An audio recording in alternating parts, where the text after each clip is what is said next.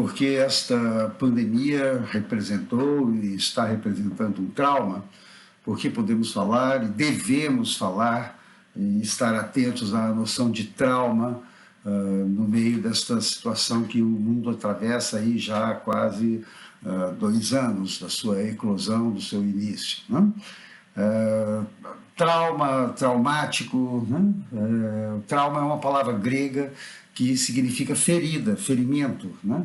Indica uma ruptura, uma solução de continuidade, algo que produziu uma efração numa superfície ou num órgão interno, né? E em psicanálise essa palavra, desde os tempos de Freud, desde os começos, né, até mesmo desde os tempos pré-psicanalíticos, a palavra trauma sempre veio se referindo a essa noção de um afluxo de excitações, de estímulos, um afluxo excessivo em relação à tolerância do aparelho psíquico naquele dado momento, né?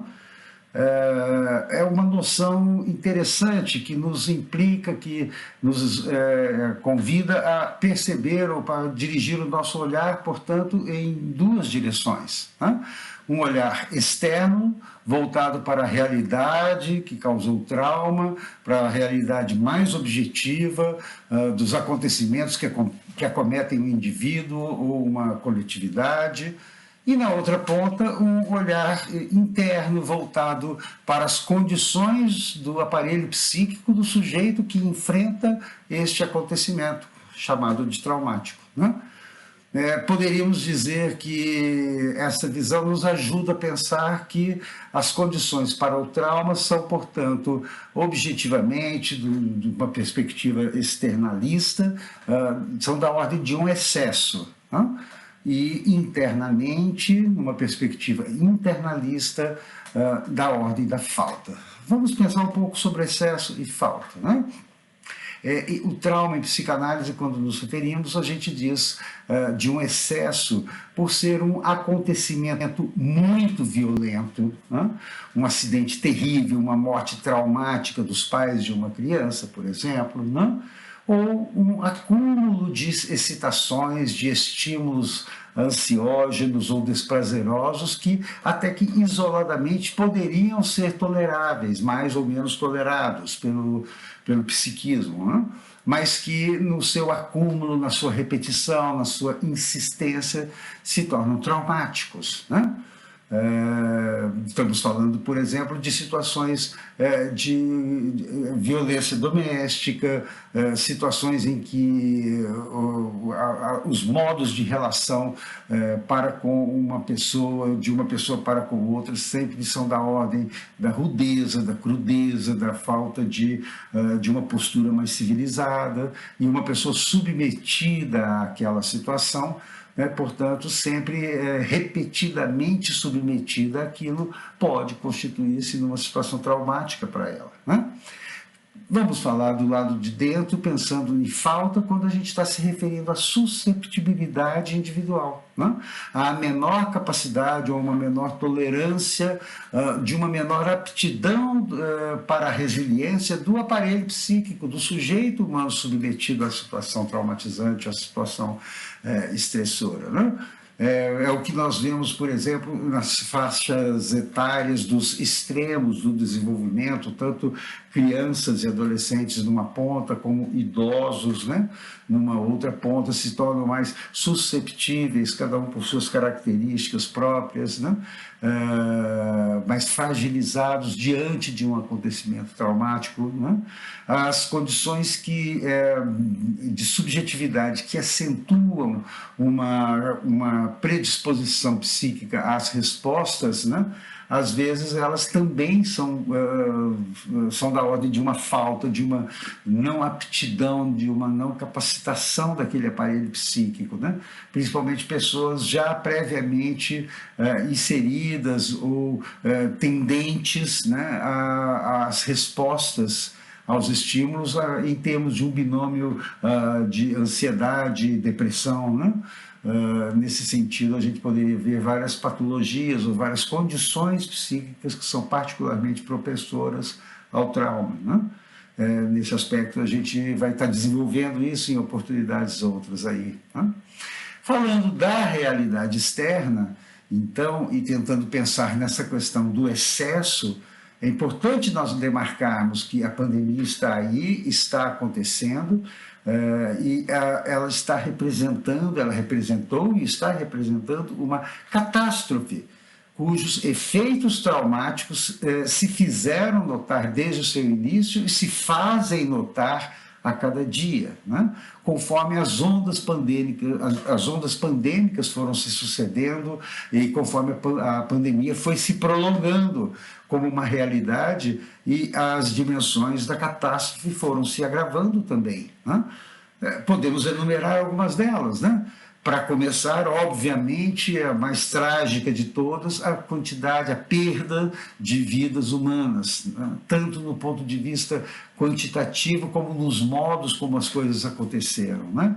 Vejam, numa população do planeta por volta aí de 7,9, quase 8 bilhões de pessoas, nos dados que nós tivemos ontem, 12 de outubro de 2021, nós, no início da tarde, nós já acumulávamos mais de 238 milhões de casos, né? Com 4 milhões e 800 mil mortes, né? Pelo coronavírus, pelo novo coronavírus, representando quase 2,5% dos casos, né? De acometimento pela doença, né? É uma estatística dramática e que ainda não contabiliza os que se recuperaram, porém, após longas e traumáticas permanências na UTI, se recuperaram, mas com muitos com sequelas das mais diversas formas, não é? Acometendo os mais diversos órgãos do corpo, os sistemas fisiológicos do seu organismo, né? Quer dizer, quantitativamente falando, o que no início eram números, pareciam ser números, né? Em um assunto de noticiários, cada vez mais foram ganhando rosto e foram ganhando nome, né? Agora são muitos entre nós os que dizem: meu pai faleceu de Covid, meu irmão faleceu de Covid, meu avô, minha irmã, minha amiga querida faleceu de Covid. E nós sabemos que estatísticas, quando ganham rosto e nome, não são mais estatísticas, né? E este é um fator preponderante da ordem das perdas de vidas humanas do que andou acontecendo e que está acontecendo. Ainda temos muitos mortos diariamente no nosso país, né? E no mundo. Qualitativamente falando, aqueles aspectos não exatamente mensuráveis, né? Nós podemos estar apontando que as medidas de isolamento nas UTIs dos pacientes que ficaram internados e ficaram isolados dos seus familiares, dos seus queridos, né? Pelos protocolos, pelo desconhecimento das características da enfermidade, pelas características da enfermidade altamente infecciosa, num ambiente onde muitos pacientes estavam ali acometidos do mesmo vírus, as medidas restringiram ou mesmo impediram que fossem visitados, e foram mortes muitas vezes em total isolamento, a família do lado de fora e o paciente sozinho no meio de uma equipe dedicada de médicos, enfermeiros, pessoal de enfermagem, mas isolado dos seus, né? Justamente naquela situação em que mais estavam debilitados, carentes de apoio emocional, né? Uma vez falecidos, nós tivemos ondas e ondas de sepultamentos realizados às pressas, sem possibilidade alguma de cumprimento de rituais simbólicos de despedida e de luto. Foram enterros rapidamente executados, com prazo marcado, sem poder aglomerar pessoas numa capela mortuária, né? Várias regiões do planeta, inclusive aqui no Brasil, viram o colapso dos seus sistemas de saúde, porque não havia vagas para tantos doentes graves ao mesmo tempo. Também viram o colapso e vivenciaram o colapso do sistema funerário, né? Vai ser muito difícil a gente se esquecer das cenas de 2020 dos comboios de caminhões militares na Lombardia, no norte da Itália, né? Carregando milhares de corpos para serem sepultados ou cremados em lugares distantes de onde essas pessoas viveram, né? Dos seus familiares. Vai ser difícil nós esquecermos da imagem de centenas de covas abertas às pressas e improvisadas nas periferias de cidades brasileiras como São Paulo, como Manaus, né?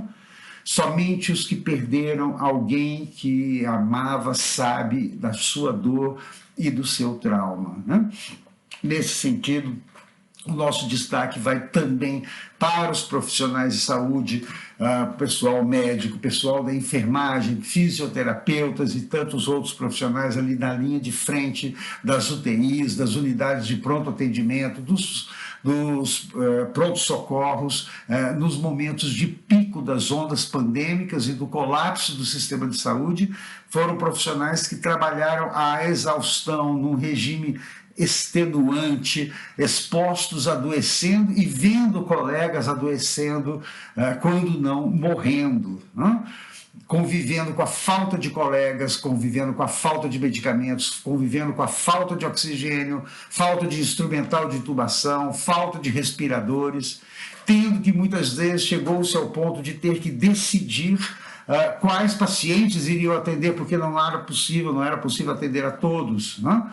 Quais iriam ser atendidos, sabendo que a escolha de por quem iria ser atendidos implicaria na escolha de quem iria morrer também. E um profissional de saúde não foi formado para decidir quem vai morrer. Então, foi formado para tentar lutar pela vida das pessoas, né? Não há como descrever o impacto catastrófico das condições a que se submeteram nos piores momentos e por períodos, muitas vezes, de semanas e meses consecutivos, tais profissionais, né? Foram perdas humanas e extenuantes, e daí a gente está acentuando essa questão da catástrofe e do traumático, né? Podemos e devemos levar em consideração, sim, as perdas econômicas.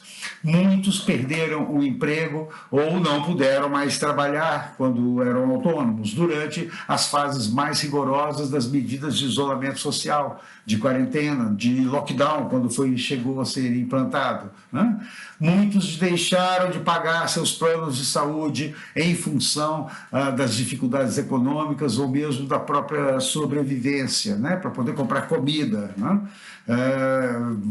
A onda de desemprego está aí mostrando seus efeitos deletérios entre as perdas econômicas de uma população, né? O impacto catastrófico para as economias nacionais e para as empresas, alguns setores mais prejudicados do que outros, as imagens de metrópoles desertas, de aviões estacionados nos aeroportos, de hotéis e restaurantes sendo fechados, né?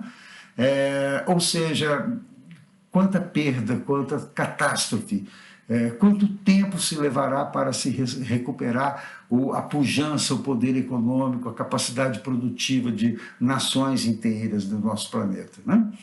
Já antecipando algumas colocações que faremos em oportunidades próximas aí, as medidas restritivas se mostraram dolorosas, porém necessárias e eficientes em várias partes do mundo, em que pese a pandemia de desinformação que também vimos acontecer e da qual vamos falar em oportunidades próximas aí, né? Os indicadores mostraram, inclusive, vêm mostrando isso, que países que priorizaram vidas humanas estão sendo os primeiros a se recuperarem também de suas economias prejudicadas, por maior que tenha sido a devastação, né? Perdas também aconteceram na função de laço social, na dimensão, a nossa dimensão da nossa demanda de relação com o outro na coletividade foi profundamente abalada. Todos os que seguiram, em maior ou menor medida, as medidas sanitárias restritivas, vivenciaram algum grau de isolamento social. O fechamento de espaços de lazer, a interrupção dos momentos de confraternização, representaram perdas muito significativas. Crianças e jovens impossibilitados de comparecer às aulas, às salas de aula, muitos com dificuldades de diversos tipos para poderem, de fato, substituir aulas presenciais por aula online, dificuldades que foram desde as psicológicas de adaptação até as econômicas mesmo. Em países como o Brasil, a grande maioria da população jovem não tem condições de acesso à internet, né? Por isso a gente tem falado, então, das dimensões humanas, das perdas de vidas, das perdas econômicas, das perdas sociais, configurando no seu todo essa situação de catástrofe com efeitos traumáticos.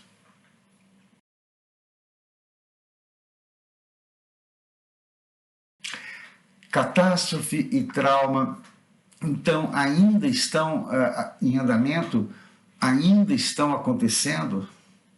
Sim, seja pela intensidade e pela gravidade das perdas causadas pela catástrofe dessa pandemia da Covid-19, seja pelo prolongado período que ela vem durando até o momento para a maior parte das regiões atingidas no nosso planeta. A gente fez questão de estar pontuando este excesso e os efeitos desse excesso como traumáticos, com repercussões dramáticas, traumáticas, tanto para as economias financeiras das nações atingidas, como para a economia psíquica individual e coletivamente. Vejamos também que os efeitos deverão se prolongar por muito tempo ainda, mesmo após o fim da pandemia da Covid-19, né? Do ponto de vista da economia psíquica, todo luto leva o seu tempo necessário para ser atravessado. E a elaboração do luto por quem sofreu perdas mais severas nessa pandemia ainda deverá ser sentido por um bom tempo ainda, talvez anos. Muitas vezes exigirá, sim, o apoio através de suporte profissional especializado na área de saúde mental para a sua superação, né? Do ponto de vista da saúde mental, o incremento do mal-estar na nossa cultura, na nossa civilização, se fez sentir através da exacerbação de ocorrências de sintomas, os mais diversificados têm sido apontados, não? Na literatura psiquiátrica, na literatura psicanalítica, transtornos depressivos, transtornos ansiosos, aumento do consumo de álcool e drogas, perturbações primárias do sono, aumento dos índices de violência doméstica, especialmente contra a mulher e contra as crianças, né? Teremos oportunidade de estar falando disso também, sobre esses sintomas, sobre sua compreensão, sobre sua abordagem. Tentaremos estar articulando algumas questões aqui, apontando alguns caminhos, né, para a superação, né? E se pensarmos em perdas econômicas, vejam, algumas projeções de curto prazo são igualmente alarmantes. Por exemplo, a Oxfam, que é a Oxford Committee of Famine Relief, né? Em junho de 2020, um comitê de Oxford para alívio da fome, para suprimento da fome. É uma instituição, uma organização não governamental fundada após a Segunda Guerra Mundial, né? Em julho de 2020, antecipou em relatório bastante fundamentado que o mundo pós-Covid verá uma outra pandemia, que será a pandemia da fome, né? 280 a 300 milhões de óbitos, de mortes, são estimados como possíveis de estarem acontecendo, são projetados como resultantes deste desastre humanitário. Ou seja, se confirmadas, né, serão 12.500 pessoas por dia morrendo de fome na era pós-Covid-19. Né?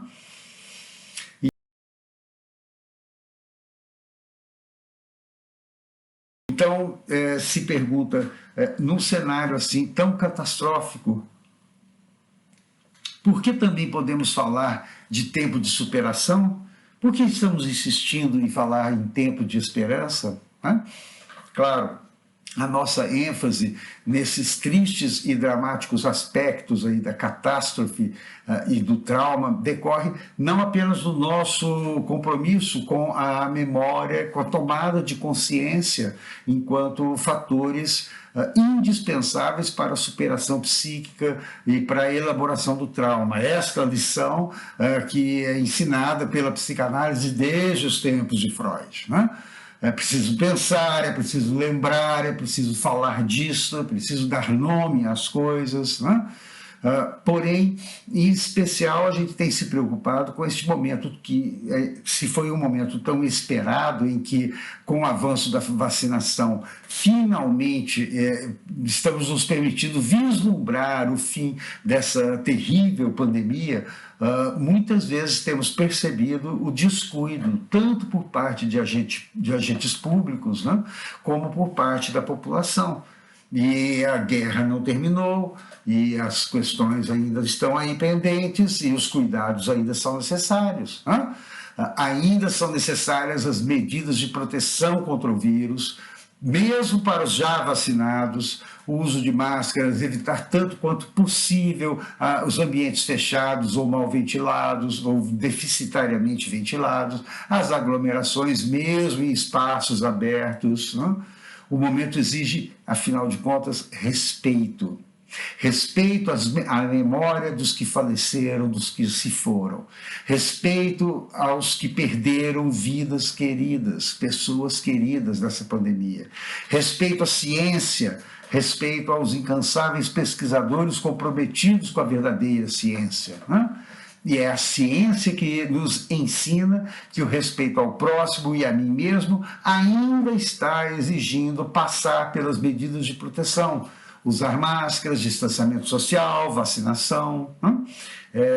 Está aí a situação. Só que a nossa nota também é de otimismo, né? A partir da constatação de que, mais uma vez na história, não vão ser as dimensões da catástrofe e nem a severidade dos efeitos do trauma individual e coletivo que terão a última palavra. Não, não serão. Em que pesem tantas perdas e sofrimento ainda em curso, e os cuidados que a gente ainda deve estar tendo, já vislumbramos, sim, a saída dessa pandemia terrível. Né? Estamos mais próximos do fim dessa travessia dolorosa do que do seu começo há quase 2 anos. Países, inclusive, que levaram a sério seus programas de vacinação já estão superando a marca dos 60%, ou mesmo mais de 70% das suas populações completamente vacinadas, o que lhes está permitindo flexibilizar com segurança as medidas sanitárias. E nós, apesar de tudo, chegaremos lá sim, chegaremos lá também. Né?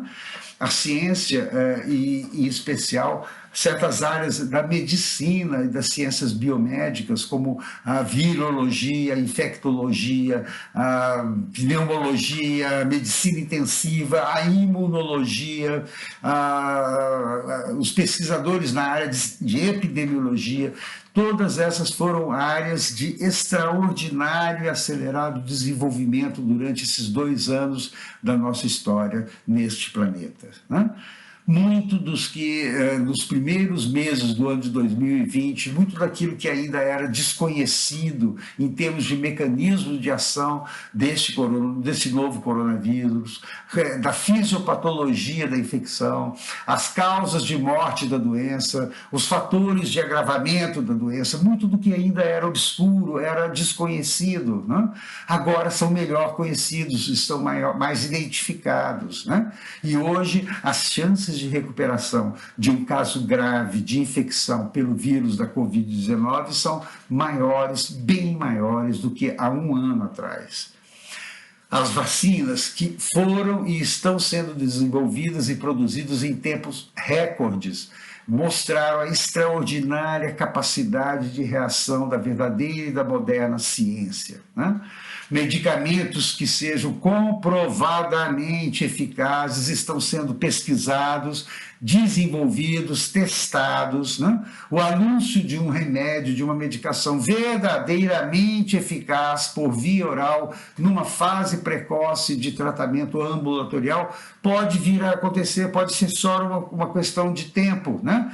Pode ser que seja o caso do Molnupiravir, por exemplo, né? Conforme um press release antecipado nessa semana pelo laboratório Merck. Né?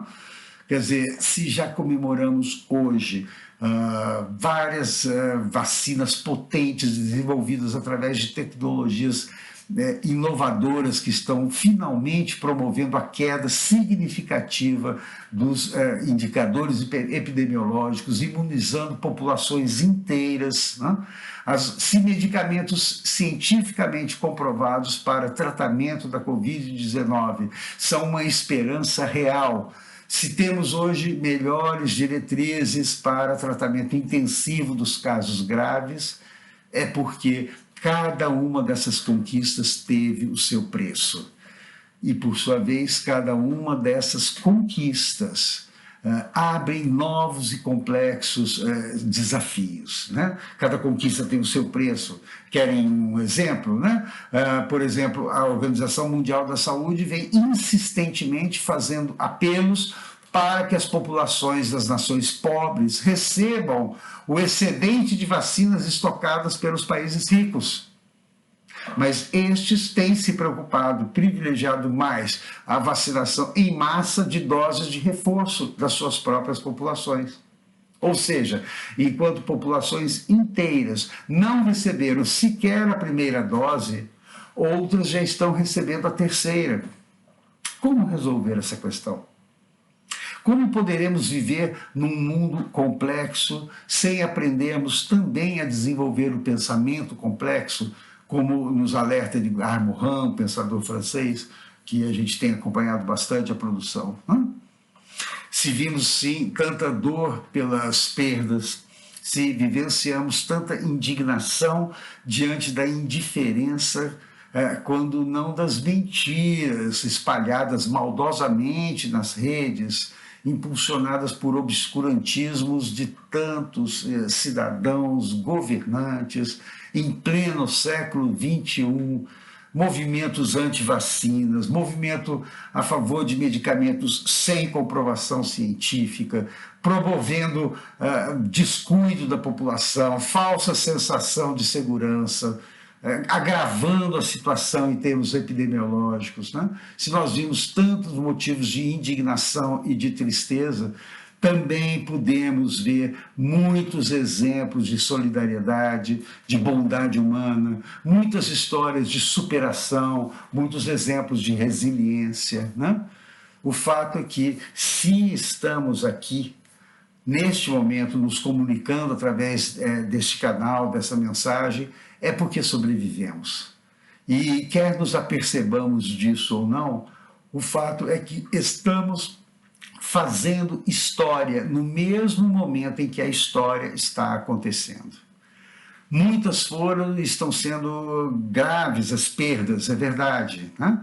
Mas ao mesmo tempo estão sendo extraordinárias as oportunidades que estão se abrindo diante de nós como sujeitos do nosso tempo, como cidadãos e como habitantes de uma mesma casa chamada planeta Terra.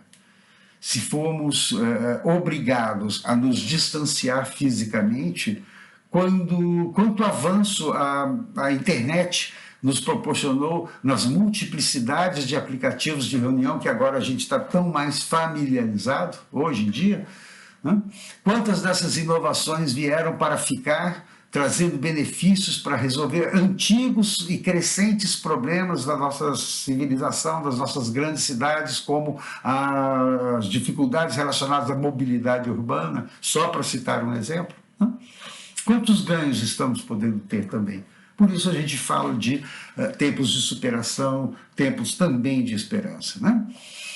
Nos próximos episódios, estaremos refletindo um pouco mais sobre os aspectos dos impactos dessa pandemia para a saúde mental e de tudo que aconteceu, de tudo que vem acontecendo, os desafios, as oportunidades e as estratégias para colocarmos em práticas, quem sabe, esse extraordinário potencial de superação do ser humano.